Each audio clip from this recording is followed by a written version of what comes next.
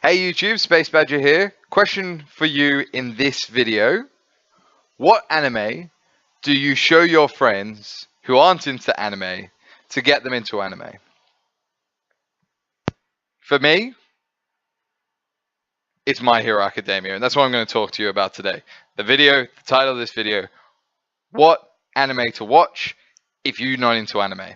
Because that is why I finally concluded probably in the last couple of weeks, really. So my partner knows that I love Japanese comics or manga, obviously, and she knows I'm a massive weeaboo anime fanboy, right? She's always known that about me. We've been together for a while, right? But she's never really had any interest in it. So, like, I'm an Aussie, so I grew up with Cheese TV and was really into, like, Dragon Ball Z, and that was, like, a gateway for me, and then I got into the big three, so Naruto, Bleach, and One Piece, and then I made the transition from anime into manga, and then I went on to reading it week to week, and then I found things like Weekly Shonen Jump and all that stuff, and then I'm in everything now. I am down a manga wormhole. I'm keeping up with far too many mangas on a weekly basis, a fair number on a monthly basis. I just kind of consume and read everything, right? But she never had any of that. She never had her Cheese TV. If you're Australian, you know what I'm talking about. If you're American, you're English, wherever you're watching, there'll have been something for you. There'll have been a Cartoon Network. There'll have been something that got you into anime. And in the West, might have been Dragon Ball Z. Maybe it was just cartoons in general, and then you kind of made the transition. Maybe you saw an Adult Swim or two. Or maybe you came along later. Maybe you were an Evangelion kid. Maybe you're a Cowboy Bebop person. Whatever it is that got you sort of into this kind of form of media, right? And I always struggled showing animes to people who didn't have any nostalgia for it whatsoever. Because I think the thing certainly I forgot or kind of couldn't appreciate for a long time, and certainly for the thing that I realized for a lot of other people is it's a very different way of consuming sort of visual media. It's very stylized, right? It's very colorful. It's very artistic. It's very bold. And it's very fantastical. Probably the minimum you would always say about all sort of animated production, and that's the kind of license that animation has over live action, is it can do things that in live action you just can't do, whether it's for health and safety reasons or just because of visual shooting limitations or constraints, plus the fact human bodies, right? And for a long time, especially before the elevation of CGI, which is now really at a point where you can do real deceptively visual graphics that are absorbed as if you're watching live action, but it's purely CGI. For a very, very long time, for several decades, animation was the only solution to if you really wanted to do something real stylistic, really heavy duty, and really over the top and fantastical, right? So I think, therefore, for a general audience, and I say general in the sense of just people who never kind of had any association or any sort of deep love with it for the young age, let's say, coming to that when you're 18, 19, 20, when you're probably pretty already set in sort of what you think your preferences are for mediums, for content. I mean, in a day and an age where there is so much out there now, right? Like you can't, there's too much choice. It's like, even if you don't have cable now, you've got stacks of streaming services and YouTube. For the love of God, you can go down visual or video wormholes for the rest of your life, and you wouldn't even sort of scratch the surface of stuff that you can now consume online, right? And what that means is then if you're trying to come to something new, if you're trying to kind of convince somebody to try something new, to be honest, you're going to get a fair bit of resistance because the person's just going to be like, man, I've got all this other stuff that I haven't watched. I've got so much other stuff. I've got cartoons, or I've got so many movies or TV shows, or the latest thing that's on HBO, or maybe you're just a book person, man. Like maybe you're not even that interested in the TV stuff. So there's so much choice now, and there's so much there's such a saturation of the way in which we can spend our spare time. A lot of people ain't gonna jump on the anime bandwagon, and so for some friends and specifically my partner, it took me about 3.5 years to really crack that kind of perception. And it's fair enough. That's, I reckon, what I've just described to you. I know there are things that I've blown off or just kind of never really made the time for, even though I've been told by stacks of people, I'm sure I'd really love this, or I bet you'd be really into that. And I've just gone, yeah, but I'm like 500 chapters deep into a new like manga, and I really want to finish that, so I'm sorry, I'm just focusing on that at the moment. Like, whatever it was, right? So I'm the same like everyone else. And then the other day, I was talking with another friend of ours about My Hero Academia. Actually, pretty cool, right? It actually came up as have you ever played the game Articulate? Yeah. So the game Articulate, for those who haven't played it, you're working in pairs, and so you're a team, and you're trying to go around the board, and there's categories on the board, and the categories on the board are associated with words on cards, right? So the word on the card might be an object, which would be the category, and it might be a test tube. And basically what you got to do is describe a test tube without using the word test tube or without spelling it out or saying sounds like it rhymes with. You got to just describe the thing. So you'd be like a small little thin piece of glass that's used in chemistry for mixing liquids, and you put them on the bundle burners, like whatever you'd have to say to try and get the person to say test tube. Yeah, right. So the word endeavor came up in the random category, and to try and describe the word endeavor in its true meaning is really hard to describe. It's not easy.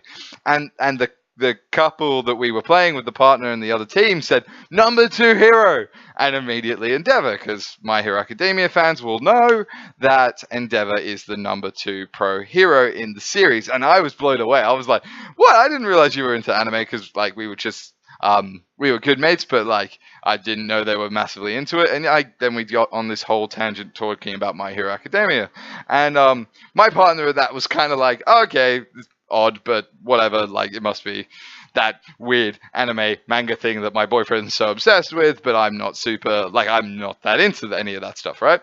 But we talked about it for so long, and like I think we talked about it in such a simple, engaging way, like the premises, and that's, I think, one of the genius concepts of My Hero Academia, is the premise, I think, is deliberately built to cater to a Western audience.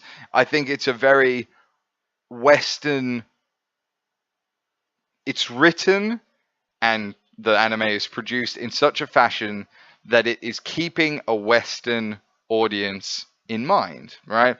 And that's so apparent, like right off the bat, just with All Might being basically a Superman clone in the way he sort of represents and carries himself and conducts himself. And yeah, it's still Japanese, don't get me wrong, like the comedy in it is still largely generic shonen. There's still the young, teenage absentee father protagonist, which is a shonen Japanese staple. And it's got all the tropes still, but the actual story and the world it's set in, i.e. our world, just like in a little bit in the future, but in a hero background, it's not as, it's more approachable. That's probably the best word for it, right? It's an approachable series, and an approachable series of concepts to get your head around. Not to mention now that like things like Marvel and the Marvel Cinematic Universe or the DC Universe has made superhero stories so mainstream. I mean, these are literally now the biggest blockbuster movies all time, and like by the end, I imagine by the time Marvel's done, it's just gonna have everything in the top 10 is just gonna be either, well, certainly Disney and largely Marvel. So when you're then having to describe My Hero Academia to someone, if you almost overt or don't mention the fact that it's an anime, which may or may not put people off. It would have done in my partner's case, right? But for a lot of, and maybe that's the same with someone else you might know who you really want to get into anime, but they're a bit kind of hesitant for that reason. And there's good reasons for that, and I'll probably talk to that at the back part of this, in the latter part of this video. That it strikes immediate interest. Yeah, so basically you can just be like, look, it's just about a boy who lives in a world where superheroes are the norm, a bit like X-Men. Everybody has a power. Those powers are called quirks. And this boy is quirkless, doesn't have a power in a world where 80% of people are, but he always dreams of being the #1 hero, and it's a story about him becoming the #1 hero in the world. And that's the premise, right? And okay, that's immediately simple. It's a good elevator pitch if you're a fan of that kind of term, to sell a story to pretty much anyone. And then it's the way it's told. It's the emotional storytelling, and especially the anime, right?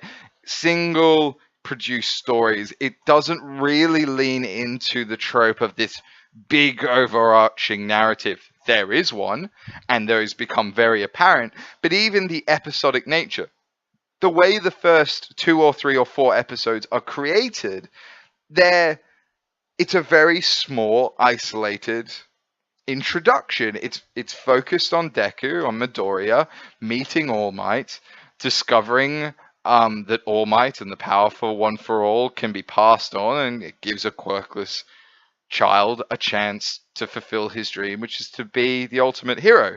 And like, my partner even said this, right? She sort of said episode 5, when he actually gets into the Hīrō Akademia, as they call it in the English dub, she was like, oh yeah, this is when the actual story starts, because she'd become so invested in this just singular character-centric relationship that is built so organically and so emotionally realistically between All Might and Midoriya. She almost forgot that the series was called My Hero Academia, which of course implies that it's about a hero school. So when that happened and when that kicked off, she was like really interested in the events. And then what has transpired, which is basically binge watching all 3 seasons of My Hero Academia from start to finish over like 4.5, 5, 6 days. Like, so you can see how much she's fallen in love with this story. Has been a lot of the very realistic writing and character portrayal. So, all right, to take another example of this, right? So, Game of Thrones. One of the big things that I think Game of Thrones does well is it shows you that every human in that show is grey, or it can be presented as morally grey. Basically, it's going to show you every facet of this character, and every character that it's largely introduced and not immediately killed off, you are going to like them sometimes, you're going to despise them sometimes, and you're going to disagree with their choices or agree with those choices, but the motivations and the way in which that character presented is very real, very organic, and very wholesome. By wholesome, I actually mean complete. And the best example of that is Jaime Lannister. For the first 3 seasons, you fucking hate this guy. He's awful. He's really unlikable. He's a downright sod. He sleeps with his sister. Generally, all-around bad man. I mean, in the pilot, he pushes a boy out of a window, right?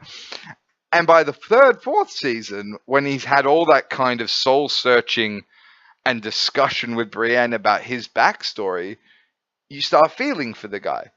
And basically, My Hero Academia deploys the same kind of character concepts, right? And Bakugo is the sort of equivocal to the sort of Jaime Lannister comparison, because he's really unlikable at the beginning, right? He's rude, he's a bully, he's a know-it-all, he's self-obsessed, he's egotistical, and that carries on for the first 2 seasons. And by the end of the 3rd season, almost very similar timelines to Jaime Lannister, he's had this arc where you now understand reasons why he resents Deku so much in Midoriya and why their relationship is so complicated, and what he personally has felt and built within himself to cope with a lot of the resentment and self-pressure that he constantly puts on himself. And so by the end of it, you're laughing at his kind of ridiculous, over-the-top, what you would have initially sort of perceived as rude characteristics. You're laughing at him because you kind of understand why he does it. And he's also, and you feel for him when he is crying about the fact that he blames himself for the fact that All Might's lost his powers. It's emotionally heart-wrenching. And even halfway through, when you're sort of still on this do I like him, don't I like him trend, that whole hero exam at the end of, I think, the second season, where him and Midoriya have to team up to beat All Might, once we got to the end of that episode where Midoriya, punches All Might and grabs him and runs him out of the arena to beat the final exam, my partner immediately went, "Can we watch it again?" And we went straight back, straight away, and I fucking loved it. I mean, I watched this episode far too many times, so I'm okay with it, right? Because there's so much payoff in that scene. There's so much tension and resolution, and it's not all resolved. That's why it's so great, because there's a lot of intrigue and interest generated in that episode as to sort of insights into Bakugo's character. But there's so much payoff because you're seeing these two people who have not despised himself. You've seen one person despise him, Bakugo despise Midoriya, and you've seen this other guy who's idolizing him, and they're starting to shift. Instead of a kind of relationship where Bakugo is so dominant, they're starting to come closer together. And so what you're seeing is all this sort of tension and intrigue and dislike and love for, in this case, Midoriya, starting to even out somewhat, and those dynamics shifting in that relationship. And as a viewer, you're getting a very real emotional payoff of the development of their relationship, and that's very clever writing. Now, it would be remiss of me to not talk about the actual anime component of this animated show, which is what I kind of gave the impression I think will be a resistance or would be a barrier for some people for entry, as it was for my partner, right? And that is something that I think is justified for a lot of people. Now, and a good example of this would be Dragon Ball Z. If you took a girl, right? If you took a girl who born and raised and never got into it and sort of put them in front of Dragon Ball Z, they would look at that show and probably say, it's a load of over testosterone men screaming at each other and shooting blasts, and every single girl has boobs like this, and every character is so shallowly written, and the whole thing basically comes across as a 12-year-old boy's wet dream. Not gonna lie, that's pretty much why I loved it when I was 12, right? Like, that's why I got into Dragon Ball, because probably when you present it that way, honestly, that's kind of a lot of the reasons I loved it. But if you're a bit older, a bit more mature, or you didn't have any of the nostalgia, or you've never fantasized like I have about being able to shoot beams out of your hands, then you're going to look at that. And because that was so pervasive in terms of us, and specifically our generation, younger generations, and even older generations, first being exposed to anime, that's going to leave a stigma, right? It's going to leave a mark, and you're going to do some pretty broad brushstrokes to say, right, so that's what all this anime stuff's like, this kind of weird Japanese pervy, boy-centric fandom crap, right? It's very easy in isolation to see something as a single instance out of context and to make some quick judgments about it and to walk away. And there's other animes that I would say you could also potentially fault for propelling that same thought for lots of mainstream audiences in the West. I mean, I love One Piece, right? I love it. I've said in previous videos, if you want to go watch my latest One Piece review, that I personally think it's probably the greatest piece of fiction ever written, and the fact that it's still going is incredible, right? But the criticism of One Piece, for example, in the time skip, if you take that out of isolation, out of context, around the point of the time skip, all the girls in that series get whiter and bigger personalities. Like, it's not great, and it is easy then to judge One Piece and say, well, like, is that what you think all women should or could be like? Or with maybe gay men or any other kind of sort of subset is like even sort of racial ethnicity, like Nami and Robin get whiter. That's not great for diversity, right? So, and that's out of context, you'd go, so this weird Japanese stuff is sort of propelling white boys loving women with hourglass figures. No, it's actually got a very more subtle point around Japanese culturally idolizing the West. And there's a lot of reasons for that, specifically revolving around the aftermath of World War II and a lot of the sort of stolen generations that happened from the loss of absentee parentism and the kind of influences of globalization, specifically America on Japanese, for a very prolonged period post World War II, and that is infused into the comics and cultural material generated out of Japan that stemmed all the way through the 50s, 60s, 70s, 80s, and into Dragon Ball and so on, and is still homage and paid homage to in things like One Piece, because it likes to reference all of the great manga literature that came before it. But people aren't going to know that, right? Like, people just in and amongst it are just going to look at something and, unfortunately, judge a book by its cover, right? So, where I'm trying to get to with all of this, right, is that if you have a friend who has always said they don't like anime, I don't get it, I don't like it, the storytelling's weird, whatever it is, and you think it might be stigma related, or because they've never been quite into something, or they've taken things out of context, or they've watched something on YouTube and they've gone and been like, not for me, I implore you to sit that person down and potentially give a bit of an elevator pitch around My Hero Academia, like I said before, especially if they're into like comic books or Marvel movies or any Star Wars. I think at this point, like, you can, if they're into any form of fantasy, and for you to show them the first 2, 3, 4 episodes of My Hero Academia. Show him that little mini arc of Midoriya and his relationship development with All Might and the passing over of One for All and his initial sort of test to get into the into Hero Academia, right? Show them in the English dub as well, right? Like, because it's also further leaps to then get them into subs and Japanese and all that sort of stuff, which is what I'm really into, because I want to consume the anime in its rawest format the minute it's produced. But again, that's going to be a barrier for a lot of people. They just want to watch it in English.